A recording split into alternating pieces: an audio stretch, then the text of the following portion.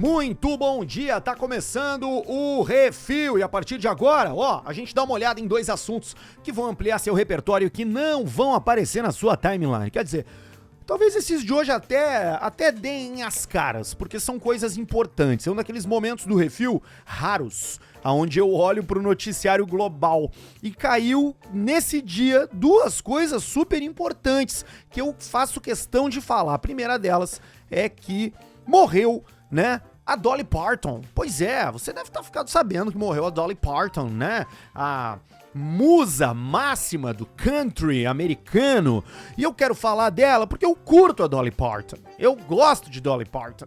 Eu acho legal ouvir Dolly Parton. Aliás, eu tive uma fase bem country americano, mas daqui a pouco eu entro nisso e vou te falar quem foi Dolly Parton e por que é importante a gente parar para também aprender um pouco sobre Dolly Parton. E logo depois, lembra daquele processo bilionário contra a Meta lá nos Estados Unidos? A gente falou disso aqui no Refil, já bem no início, quando ainda estavam pensando, quando os Estados americanos estavam cogitando a ideia de acessar, né, um processo contra a Meta. A gente falou disso, depois a gente falou que iria começar e veja só, terminou. Não durou nem, assim, um terço do que era pra durar, porque a Meta fez acordo, e a gente precisa falar disso porque tem definições muito interessantes de como vai ser o Meta, o Instagram, o Facebook, blá, para adolescentes nos Estados Unidos. São mudanças realmente importantes na estrutura dos aplicativos. E eu faço votos que chegue até o Brasil, mas ainda não tem notícia sobre isso não, tá? Então, por enquanto a gente só vai falar do que aconteceu lá na gringa. Mas primeiro, deixa eu fazer o refil do meu café. Sexta-feira tem sorteio de livro, amanhã alguém vai levar pra casa o box Júlio Verne de viagens. 20 mil léguas submarinas, viaja ao centro da Terra e volta ao mundo em 80 dias. Vai cair na mão de um apoiador ou apoiadora. Então, você ainda pode virar um apoiador, ajudar o Refil a se manter vivo, que é a coisa mais importante, né? Fazer parte do grupo Refil Livre no WhatsApp e também concorrer a esse box legal pra caramba de livros. Pra você ser um apoiador, vai no seu navegador e coloca apoia-se/Refil Podcast ou vai ali na descrição do episódio que tem o link direto, tá bom? Vamos falar da Dolly Parton? Pois é, morreu a Dolly Parton, né? Você deve ter visto isso aí na sua timeline ou, sei lá, até na televisão mesmo, porque ela é uma figura única dentro desse universo musical americano, né? Ela é a expressão máxima do country americano desde os anos 60. Acho que o primeiro disco dela é de 66 ou 67, eu não me lembro. Mas ela surge ali, né, como uma expoente disso e ela é transcendental, que é justamente o termo que a The Atlantic usa nessa matéria que eu encontrei aqui pra poder dividir com vocês quem foi Dolly Parton, porque é difícil pensar em um artista americano da música que tenha conseguido unir tanta gente diferente, republicano, democrata, gente da cidade grande, gente do interior, homossexuais. A Dolly Parton era uma daquelas figuras raras, né, que praticamente todo mundo gostava. É uma coisa muito, muito interessante isso, né? Ela morreu em Nashville agora, essa semana, aos 80 anos, depois de enfrentar em segredo um câncer. Ela nunca trouxe isso a público. E a família contou que ela partiu da melhor forma possível, cercada de gente querida e de maneira tranquila. Ela tem uma história impressionante, tá? A história dela começa... parece roteiro de filme, tá? Mas é real. A história dela começa numa cabana de um cômodo só, era tudo junto, lá nas montanhas, no Tennessee. Ela era uma das 12 filhas de um pai analfabeto que trabalhava como ajudante na lavoura. Então, ela guardou essa infância pobre dentro de si pra sempre. E, inclusive, essa história é contada numa das músicas mais bonitas que ela já escreveu, né? Que ela conta como que a mãe dela costurava uma jaqueta de retalhos para ela ir pra escola e tal. Então, assim, a Dolly Parton conseguiu transformar a sua própria história em motor de criatividade. A carreira dela decolou mesmo ali nos anos 60, no final dos anos 60, comecinho dos anos 70. É quando a carreira dela decola, quando ela é contratada como cantora de apoio do Porter Wagoner. Porter Wagoner é um dos mais também tradicionais cantores de country americano, bem naquele estilo colorido, com chapelão, costeletas, aquelas roupas, né, aqueles ternos cheios de brilho e tal.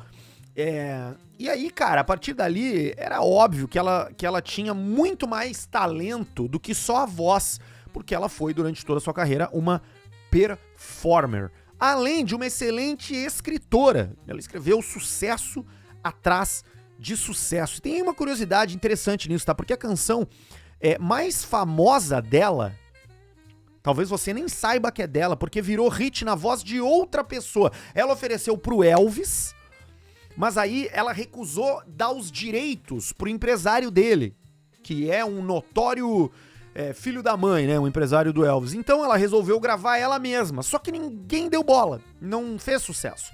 Anos depois, Whitney Houston grava I Will Always Love You. Vira a trilha de um filme, um dos maiores sucessos pop da história, e rendeu milhões de dólares para Dolly Parton, que era dona dos direitos. I Will Always Love You, essa música que todo mundo conhece, é da Dolly Parton. Veja só que loucura. E a versão da Dolly Parton, evidente que não é tão boa como a da Whitney Houston. Tem alguns casos que os covers são melhores que as originais, né? I Will Always Love You é uma delas. Hurt, do Johnny Cash também, porque é uma versão de Nine Inch Nails. The Man Who Sold the World, do Nirvana, é um cover de David Bowie, que é muito melhor do que a original do Bowie. Então, I Will Always Love You, da Dolly Parton, não é tão boa quanto a versão cantada por Whitney Houston. Bom, vamos voltar para a história dela, tá? Porque a Dolly Parton também ajudou a tirar a música country americana do lugar meio segunda categoria em que ela era vista, né? Ela transformou em um show com as suas perucas extravagantes, com a sua voz esganiçada e com um bom humor capaz de fazer valer qualquer participação em programa de entrevista americano. E ela não parou só na música, tá? Ela virou atriz, ela fez cinema, ela usou boa parte da sua fortuna para construir vidas melhores para outras pessoas através de causas sociais. Em 1995, há 30 e poucos anos, ela criou um programa que manda um livro por mês para crianças pequenas para incentivar o gosto pela leitura. Essa iniciativa dela aí já distribuiu mais de 300 milhões de livros pelo mundo. É mais um motivo pela qual a Dolly Parton tá aqui no Refil hoje. Ela era uma amiga dos livros, que nem a gente.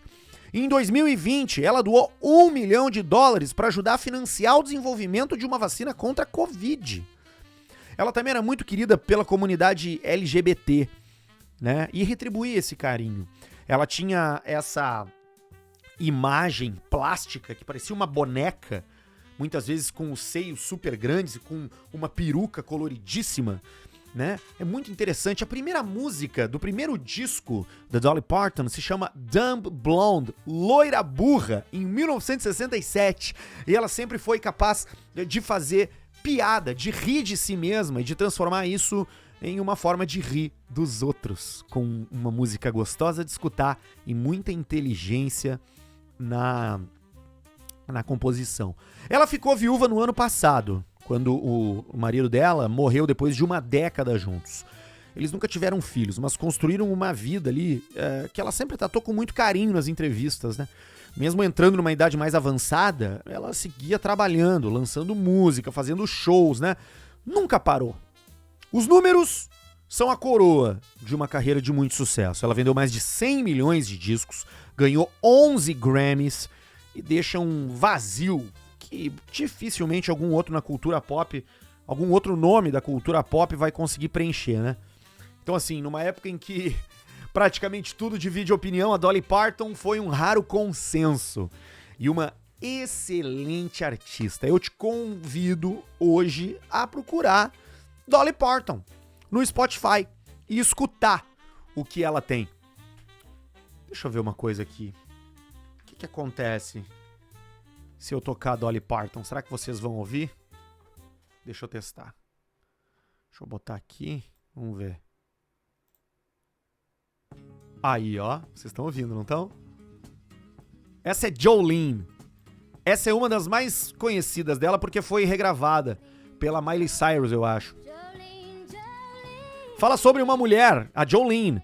E ela canta pra essa mulher pedindo, pelo amor de Deus, não roube o meu homem, porque você é muito linda, porque você tem o melhor sorriso.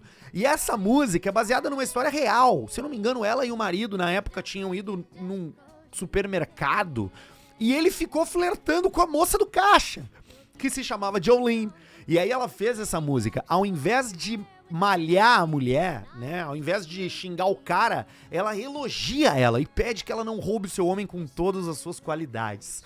Isso também é um traço muito interessante da Dolly Parton, que apesar de ter essa imagem onde à primeira vista a gente vê uma loira burra, tal qual ela mesma se chamava muitas vezes, tinha muita inteligência pra fazer a crítica de uma maneira que as pessoas não percebiam no primeiro momento e não se sentiam agredidas.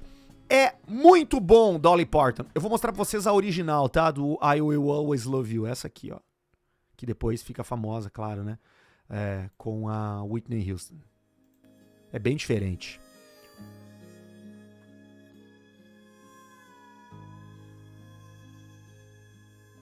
Bem mais lenta, né? Quer dizer, aquela também é lenta, mas essa é um pouco mais. Ó.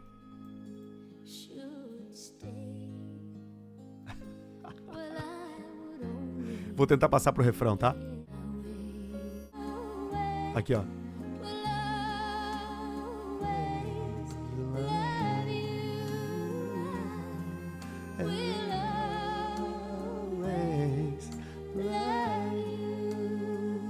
Pá, cara, Dolly Parton é bom demais, bicho! Se liga só, essa aqui é a primeira música do primeiro disco dela, tá? O primeiro disco dela se chama Hello, I Am Dolly. E eu acertei. 1967. O nome da música é Dumb Blonde, loira burra. Olha o astral desse som e me diz se você não tá num cavalo no deserto do Texas.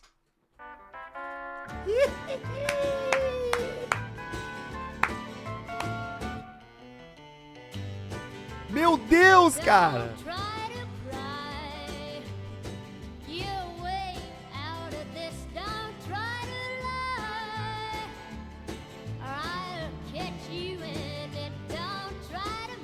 É muito bom, Dolly Parton. Puxa vida, eu espero não ter incomodado vocês aí com o meu amor pela música da Dolly Parton. Eu gosto muito de country, eu adoro country americano. Eu tenho várias playlists de country americano no Spotify. Sou piradão mesmo, mas eu gosto dessa vibezona bem caipirona, assim. Não curto muito os anos 90 ali, como é que é, o Alan Jackson. Não é muito a minha praia, eu gosto desses mais das antigas aí. Então, faço convite pra você curtir aí uma Dolly Parton hoje no seu Spotify, tá bom? Vamos pro próximo assunto. Bom, essa daqui é da Wired, tá? A gente falou disso algumas vezes já nesse ano, né? Sobre esse processo que vários estados americanos, né, moveram contra a Meta, sobre a estrutura dos aplicativos, do Instagram, do Facebook, todos esses aí serem feitos pra viciar crianças, pra roubar dados de crianças, pra expor conteúdo que as crianças não deveriam ver. Então, ó, a Meta fechou um acordo bilionário pra encerrar os processos sobre os danos que as redes deles causam aos adolescentes. A empresa ali do Mark Zuckerberg vai pagar 16,7 bilhões de dólares para os 51 estados americanos. E ainda promete mudanças de verdade em como o Instagram e o Facebook funcionam para esses usuários mais jovens. E olha que esse acordo saiu bem rápido, tá? O julgamento federal ia durar 19 dias e ele mal começou e a Meta já resolveu negociar, em vez de continuar brigando na justiça. Isso é surpreendente, chamou a atenção da mídia, porque até agora a Meta vinha insistindo em ir a julgamento, diferente de outras plataformas, né, que preferiram resolver esse tipo de processo aí fora dos tribunais. Aconteceu com o YouTube, com o Snapchat, com o TikTok, né? E assim, a Meta já tinha sofrido 2 derrotas recentes, né, no começo desse ano, na Califórnia e no Novo México, e ainda assim quiseram ir ao Tribunal Federal, mas não levaram até o fim e assinaram a promessa de pagamento. Agora sim, O dinheiro que eles vão pagar não é o mais importante dessa história, tá? O que é mais importante é o que muda na prática para usuários adolescentes nas redes da Meta. Olha que maluquice e que coisa boa. Os adolescentes vão passar a ter, por padrão, um limite de 2 horas por dia usando o Instagram e Facebook juntos. E só vão conseguir tirar esse limite com a autorização dos pais. Esse tempo não conta para vídeos ou áudios longos, com mais de 22 minutos, nem para mensagens diretas, ou seja, tá atacando de fato o conteúdo curto, rápido, aquele do feed, do scroll eterno. Ou os aplicativos também vão ficar bloqueados da meia-noite às 6 da manhã e as notificações deles vão ser silenciadas durante o horário escolar. Além disso, a cada 15 minutos de uso contínuo, o app vai lembrar o adolescente de fazer uma pausa. Os pais também ganham mais controle, tá? A partir de agora. Vão poder trocar o feed automático do aplicativo por um cronológico. Vão poder desligar a reprodução automática de vídeos e a plataforma vai parar de mostrar o número de curtidas na publicação dos adolescentes por padrão. Além disso, conteúdos de cirurgia plástica e maquiagem extrema saem do ar para quem é desse público. O processo tinha surgido, você lembra, né? Mas eu vou recapitular. Esse processo surgiu porque os estados americanos alegavam que a Meta coletava dados de menores de 13 anos, que enganavam os pais sobre a real proteção oferecida aos adolescentes nas plataformas, né? E foi um julgamento cruel pra Meta. Cruel no sentido de que eles não tiveram nem chance de se defender direito. Porque ex-funcionários foram lá, contaram que a empresa priorizava manter os usuários engajados acima de qualquer preocupação com o bem-estar. Teve uma psicóloga, aliás, várias, que testemunharam que o uso excessivo de redes sociais está ligado a mais depressão, solidão, automutilação, né?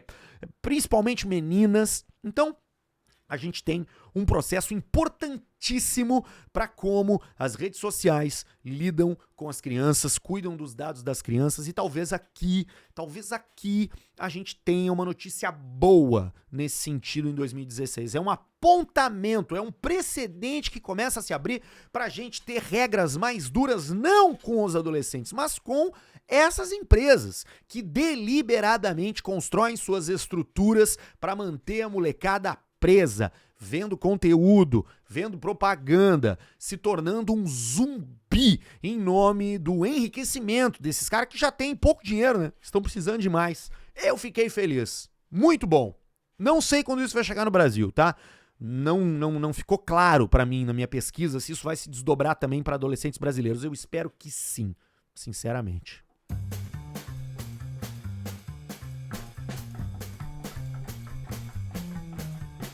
Muito bom, muito bom. O Refil fica por aqui. Espero que você tenha gostado do programa de hoje. Eu me amarrei no seu coração, eu me amarrei. Eu sou o Arthur Gubert e volto amanhã às 6 da manhã com o último programa da semana e o sorteio do livro, né, do box de livros do Júlio Verne, ali os livros de viagem do Júlio Verne. Então, para você concorrer, você tem que ser um apoiador. Seja um apoiador do programa, o link tá aqui na descrição do episódio, ou você vai lá no seu navegador e digita apoia.se/Refil Podcast. Tchau pra vocês, beijo, cuidem-se, né? Fiquem bem aí. Tô indo pra Santa Cruz do Sul, vou dar uma palestra lá, hoje de noite.